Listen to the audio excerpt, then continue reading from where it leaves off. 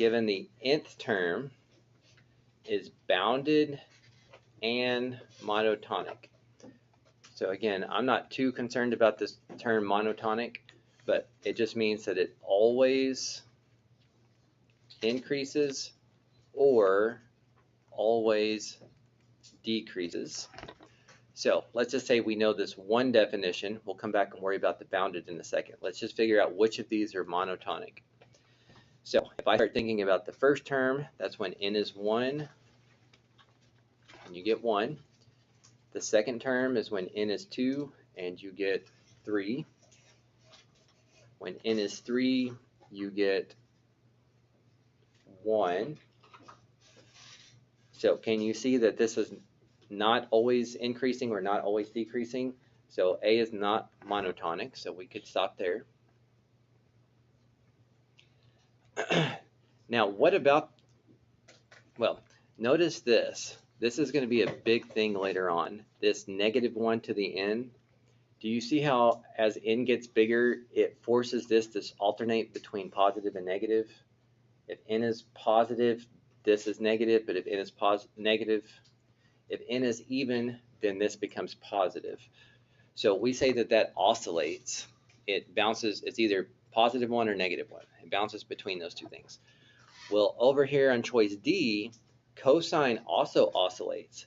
If you think about the unit circle, cosine's as big as 1, goes to 0, goes to -1, and then you start getting the same values. 1 to -1, 1 to -1.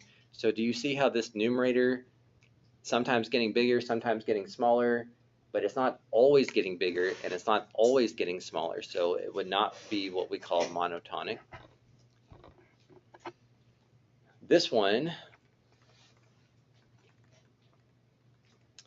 if n is 1, we get 1/2, n is 2, we get 4/3, n is 3, we get 9/4. To me, that looks like that's always increasing, so I think that's fine. So that's a possibility. Over here, test out the first few points, or not points, but the first few terms to see that they're increasing. We would get 3/3, 6/4, 9/5. Okay, looks like those are always increasing too. So we've got two choices here that are considered monotonic because they're both always increasing. They're always getting bigger. All right, but for the bounded, remember unbounded means that one side's going to infinity or -infinity. So as n gets bigger here,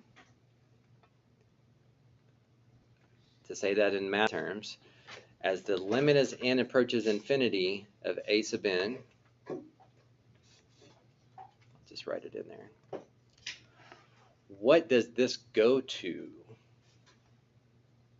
And how do we know?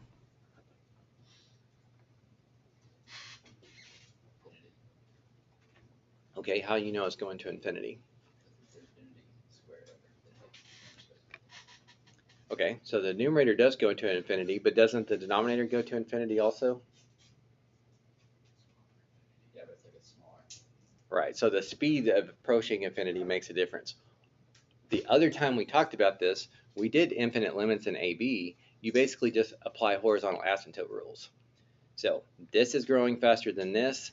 So as n gets bigger, this goes to infinity, which is not bounded. That's considered unbounded. If it's going to infinity or -infinity, it's not stuck. It's forever headed that way. So process of elimination, we should know that it's C. But let's go ahead and just check and see that it's meeting both those requirements. Oh, I already did this. So I've already checked that it's monotonic, and it looks to be, looking at the first few terms. Okay, I also need to make sure that it is bounded. So as n gets bigger and bigger and bigger and bigger, I need to make sure that it doesn't get closer and closer and closer to positive or -infinity. So when we did infinite limits and the degrees were equal, how or what horizontal asymptote rule did we apply there? Leading coefficient over leading coefficient, correct. So this would be 3. So that is bounded. So, because 3 is stuck, it just means that the further you go, the further n gets, the closer it gets to 3. It's not unbounded. It doesn't just get to keep going up forever. It's bounded by 3. It's always less than that.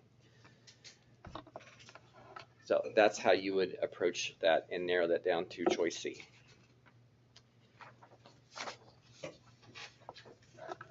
Okay, is that good enough?